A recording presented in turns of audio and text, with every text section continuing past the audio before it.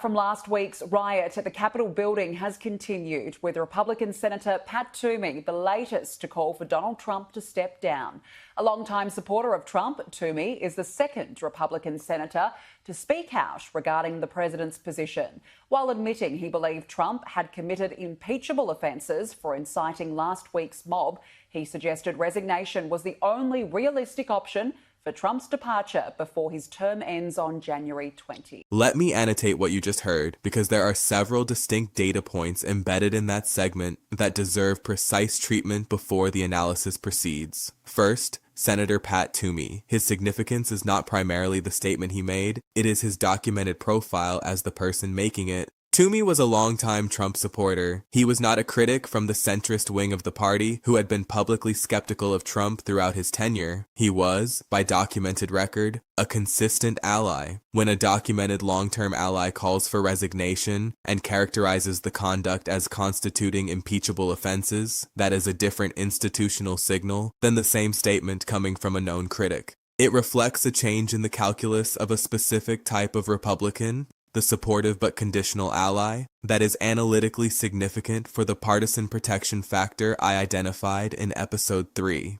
Second, the documented number, over 120 House members and at least 7 senators. I want to hold these numbers against the constitutional mathematics because framing them as evidence of Capitol Hill erupting without that context produces a misleading picture. 120 House members out of 435 total is approximately 27.6% of the chamber. A simple majority, 218 votes, is required to pass articles of impeachment. 120 is not 218. It is a floor. It is a meaningful floor, because documented floors can become ceilings or can grow into majorities, and which of those two trajectories it follows is the analytically important question. But characterizing 120 members as evidence of imminent impeachment, without noting the 98 additional votes required, is coverage that selects the dramatic interpretation over the accurate one. 7 senators calling for resignation or impeachment is a documented data point.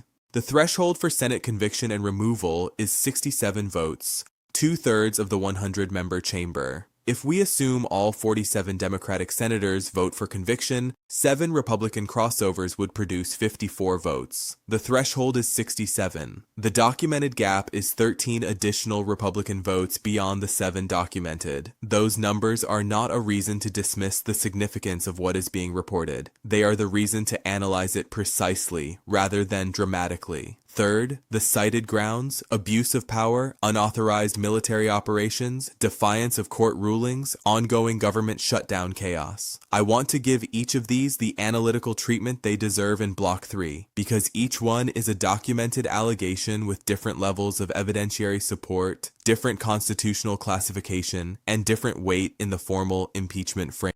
Good evening from New York. I'm Chris Hayes. Donald Trump, the president of these United States, wants to be a dictator. He is trying to be a dictator. He said it multiple times this week. Today, he explained why a lot of people, I think in his own head, think he should be a dictator because he's stopping all the crimes. So the line is that I'm a dictator, but I stop crime. So a lot of people say, you know, if that's the case, I'd rather have a dictator. But I'm not a dictator. I just know how to stop crime. Ah, yes, Donald Trump, tough on crime. It just depends on who's doing the crime, doesn't it? What you just heard is the most honest framing in the source material. The acknowledgement that multiple paths exist, none of them is currently likely to succeed, and the pressure is nonetheless building. That is accurate as a description of the current state. But it stops short of the structural analysis that would tell you why it is accurate and what it would take for the picture to change. Let me supply that analysis because the 3-path framework deserves more precision than it typically receives. Each path has a different structural logic, different constitutional requirements, different historical precedent, and different vulnerability to the specific political dynamics of the current moment. Path analysis, impeachment, and conviction. The impeachment path has 2 distinct phases with different mathematical requirements, and most coverage conflates them in ways that obscure the analysis. Phase 1, House impeachment. A simple majority of the 435-member House, 218 votes, is required to pass articles of impeachment. Democrats currently control the House. The documented floor of 120 members publicly calling for Trump's resignation or impeachment is not sufficient on its own. But if Democratic leadership committed to a floor vote, the question becomes, how many Republicans would cross over? The documented data points on Republican crossovers. Representative John Katko's statement that Trump is a direct threat to democracy and that he would vote to impeach. The broader documented pattern of Republican defections on specific constitutional questions. 5 senators on war powers. The Mitt Romney impeachment vote precedent from the first impeachment. These are real data points. They establish that Republican crossover voting on Trump accountability questions is documented, not merely theoretical. The threshold for House impeachment does not require 17 Republican crossovers. That is the Senate threshold. In the House, even a handful of Republican votes alongside a unified Democratic caucus would be sufficient to pass articles. The documented pattern of Republican defections on constitutional questions suggests this threshold is more reachable than Senate conviction. Phase 2. Senate conviction and removal. This is where the mathematics become genuinely difficult. 67 votes, 2/3 of the 100-member Senate, are required to convict and remove. Assuming unified Democratic support at 47 votes, 20 Republican votes would be required. The documented maximum Republican crossover in either of Trump's previous Senate impeachment trials was 7. The gap between 7 and 20 is the central structural obstacle in the impeachment path. I want to be analytically honest about what this gap means. It is not an insurmountable theoretical ceiling. The constitutional history of impeachment does not guarantee that 20 Republican senators will never vote for conviction. What it means is that the current documented state of Republican Senate opinion is very far from the threshold. Moving from 7 documented crossovers to 20 documented crossovers requires a political earthquake of documented magnitude, the kind of intra-party shift that, as I documented in episode 3, requires the convergence of the 3 Nixon factors at the intensity they reached in August 1974. The documented conditions for that shift, declining approval ratings, economic underdelivery, legal cascade compounding, are developing. The shift itself has not yet occurred. Path analysis, voluntary resignation. The source correctly observes that resignation appears inconsistent with Trump's documented behavioral pattern. That observation is accurate as far as it goes. But the structural analysis of voluntary resignation does not primarily depend on behavioral prediction. It depends on the incentive calculation. As I documented in episode 2, the incentive structure for voluntary resignation is legal rather than political. A sitting president who resigns retains practical barriers to prosecution that arise from the logistical and institutional complications of prosecuting a former president who has voluntarily left office in a negotiated departure. A president who is removed via impeachment or the 25th Amendment is in a substantially different legal position. The documented no-win box analysis applies here. Compliance with court demands exposes financial and legal details that create additional risk. Defiance escalates judicial sanctions toward the credible incarceration threshold. Resignation removes the practical barriers to prosecution that a sitting president currently benefits from, while potentially allowing a negotiated resolution of outstanding legal exposure. This incentive calculation, not behavioral prediction, is the relevant structural variable for voluntary resignation. The documented question is not, is Trump the kind of person who resigns? It is, at what point does the combination of legal exposure, congressional mathematics, and partisan protection withdrawal make the resignation incentive calculation outweigh the defiance calculation? That calculation has not reached that point based on the current documented record. But the relevant variables, legal exposure, congressional pressure, partisan support, are all moving in the direction that changes the calculation. The rate of movement and the threshold required are what the documented record allows us to assess. Path analysis. The 25th Amendment Section 4 of the 25th Amendment provides that the Vice President and a majority of the principal officers of the executive departments, the Cabinet, may declare in writing that the president is unable to discharge the powers and duties of the office. Upon that declaration, the vice president immediately becomes acting president. The documented structural obstacle is precisely what the source identifies. The cabinet consists of individuals personally selected by and loyal to the president. The vice president serves at the president's political and institutional pleasure. Both groups have strong institutional incentives to protect the president who appointed them. But the Section 4 analysis is more nuanced than the "they're all loyalists" framing suggests for a specific documented reason. Section 4's language, unable to discharge the powers and duties of the office, is not limited to medical incapacity, though that is the context in which it is most frequently discussed. Constitutional scholars have documented serious arguments that a president who is so legally constrained by court orders, by contempt findings, by formal judicial findings of fraud and dishonesty, by documented inability to conduct governance effectively because of compounding legal proceedings, could be characterized as functionally unable to discharge the duties of the office in the constitutional sense. That argument has not been tested. It has not been adjudicated. It is a documented constitutional position held by serious legal scholars, not a fringe theory. But its practical relevance depends on cabinet members being willing to make an argument that is both constitutionally contestable and politically extraordinary. The documented conditions that would make cabinet members willing to do that have not materialized. The documented conditions that could eventually produce that willingness: a president whose legal situation has become so acute that governance is visibly impossible, whose approval rating has fallen to the point where cabinet members face their own political survival questions, whose legal exposure has created visible institutional dysfunction, are conditions that the documented trajectory of this presidency is approaching but has not yet reached. The most realistic near-term scenario, documented honestly. The source analysis is correct that the most realistic near-term scenario is continued pressure without removal. Trump surviving this period of heightened institutional accountability through a combination of Republican Senate protection, his own documented defiance, and the insufficient development of the three Nixon factors.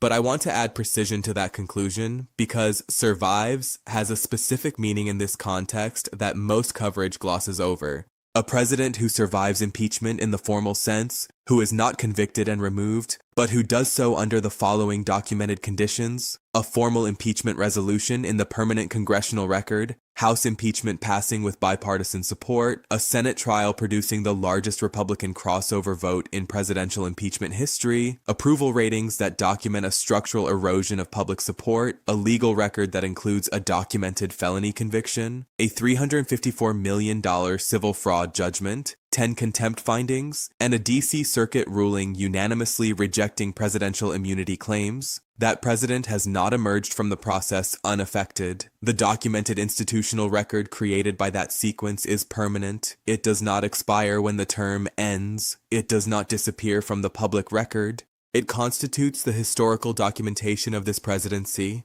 and it has consequences for every subsequent legal proceeding, every subsequent institutional assessment, and every subsequent accountability question. The survival is real. The damage to the institutional record is also real. And the two things exist simultaneously. What November 2026 actually decides. As I documented in episodes 3 and 4, November 2026 is the structural decision point in this trajectory. I want to be specific about what the midterms actually determine, because the framing of Democrats could take back the House is usually presented in electoral horse race terms rather than institutional terms. What changes if Democrats win House control in November 2026? The congressional mathematics for House impeachment change fundamentally. Articles of impeachment can pass on a Democratic majority vote without requiring any Republican crossovers. The articles are already drafted in H.R. 353. The evidentiary record supporting each article has been built across 2 years of documented legal and institutional proceedings. The procedural timeline from a Democratic House majority to articles of impeachment on the floor is not long. That does not guarantee Senate conviction. The 20 Republican senator threshold remains, but it changes the impeachment picture from theoretically possible with sufficient crossovers to certain in the House, dependent on Senate mathematics.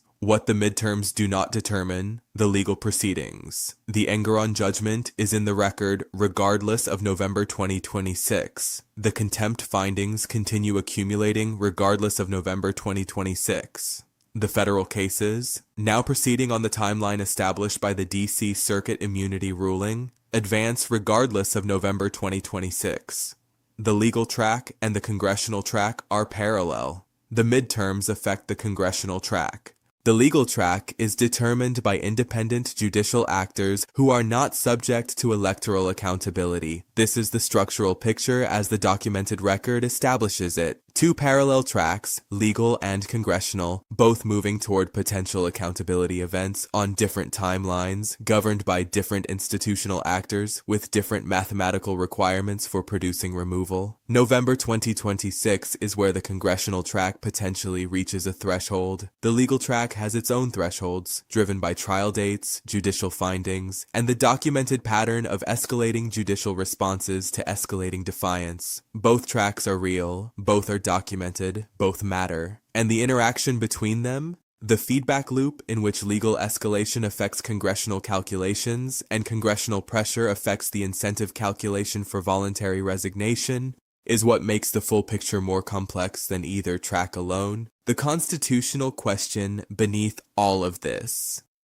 I want to close this analytical section with the question the source raises: is impeachment broken? Because it deserves more than the rhetorical treatment it typically receives. The impeachment mechanism has been invoked 3 times against Donald Trump across 2 presidential terms. In none of those cases did the Senate reach the 2/3 conviction threshold. The mechanism did not produce removal. Does that mean the mechanism is broken? The analytical answer requires distinguishing between the mechanism's formal function and its practical function. The formal function of impeachment is to remove a president from office for high crimes and misdemeanors. By that measure, Trump's impeachments did not achieve their formal objective. But the practical function of impeachment is broader. It creates a permanent congressional record of documented findings about presidential conduct. It forces every member of Congress to take a documented position, a roll call vote that becomes part of the historical and electoral record. It generates the institutional pressure that can, in combination with other factors, change the political calculus of partisan protection, and it establishes evidentiary records that inform every subsequent accountability proceeding. The impeachment of Andrew Johnson did not convict him. He survived by a single vote. But the process and its documentation shaped the institutional understanding of executive accountability for decades. Nixon's impeachment proceedings never produced a full Senate trial. He resigned before the House vote. But the process and its documentation produced the resignation that the formal mechanism was designed to compel. The mechanism is not broken. Its formal trigger, 2/3 Senate conviction, is an extremely high threshold by design. The founders made it difficult to remove a president because they were designing for stability, not for easy accountability. The difficulty of reaching the conviction threshold is a feature of the design, not evidence of malfunction. What it means practically is that impeachment functions primarily as a documented institutional statement, as a formal expression of congressional judgment about presidential conduct, rather than as a reliable removal mechanism in all circumstances. And that function, despite the failure to convict, is real and consequential. Let me bring this to a close with the same analytical discipline I applied at the opening. The documented institutional record as of this episode establishes the following. 1. Over 120 House members and at least 7 senators have formally and publicly called for Trump's resignation or impeachment. Those numbers are real. They are below the constitutional thresholds for formal removal. They are a documented floor that may or may not grow to a majority. And November 2026 is the primary determinant of which. 2. House Resolution 353, introduced April 28, 2025, lays out 7 formal articles of impeachment against Trump, each supported by specific documented allegations and evidentiary records. The formal impeachment architecture is built. The question is whether the political mathematics permit its activation. 3. The documented grounds for each article. unauthorized military operations constrained by the Supreme Court and Senate, due process violations found by the Supreme Court, abuse of emergency and trade powers found unconstitutional by the Supreme Court, defiance of court orders documented across 52 reported violations, are real, are supported by documented institutional findings, and would constitute serious constitutional substance in any formal impeachment proceeding. 4. The three-path analysis, impeachment, resignation, 25th Amendment, yields a consistent structural conclusion. None of the three paths is currently at the threshold required for successful activation. The congressional mathematics for impeachment require development beyond the current documented floor. The resignation incentive calculation has not yet reached the tipping point. The cabinet loyalty structure has not fractured. But all three paths are being formally discussed by institutional actors with direct, relevant authority, and the documented conditions for each path are developing. 5. The midterm elections of November 2026 are the structural decision point for the congressional track. The legal track, Engeron, the contempt proceedings, the federal criminal cases now proceeding on the post-immunity ruling timeline, is independent of the electoral calendar and is advancing on its own documented trajectory. 6. The constitutional question of whether the impeachment mechanism is adequate to the accountability challenge this presidency presents is a real question, being asked seriously by serious people. And it deserves an honest answer. The mechanism is designed to be difficult to activate. Its formal function is removal. Its practical function includes permanent institutional documentation of presidential conduct, and both functions have real value even when the formal function does not produce removal. I want to close with a specific observation about the source material that produced this episode. The original coverage frames this story with urgency, drama, and the language of crisis. Capitol Hill is erupting. It's terrifying. Nobody knows how it ends. That framing is not dishonest. The situation is genuinely serious. The institutional pressure is genuinely unusual. The documented record is genuinely without precedent in scale and density. But the framing substitutes emotional intensity for structural precision, and structural precision is what actually helps you understand where this is heading, because the documented institutional record, examined precisely, tells you more than any amount of dramatic language about what the accountability architecture can and cannot do under the conditions currently present. The situation is serious, the mechanisms are documented, the mathematics are specific, the thresholds are knowable, and the trajectory toward November 2026, toward the ongoing legal proceedings, toward the continued development of the three Nixon factors I identified in episode 3, is real and documentable in ways that do not require the word terrifying to convey their significance. This is Matthew John Turner. The question I want you to sit with after today's analysis is structural, not dramatic. Of the three documented removal mechanisms, impeachment, resignation, 25th Amendment, which specific variable in each mechanism's requirement is closest to the threshold it needs to reach, and what documented event or development would move it past that threshold? If you can answer that question based on the record, you are thinking about this story the right way. Read House Resolution 353. It is a public document in the congressional record. Read the constitutional text of Section 4 of the 25th Amendment. Pull the documented vote counts from the previous impeachment trials. Look at the specific Nixon factors I identified in episode 3 and assess them against the current record. The structure is there, the documentation is there, the analysis is available to anyone who wants to do it. I will see you in the next one.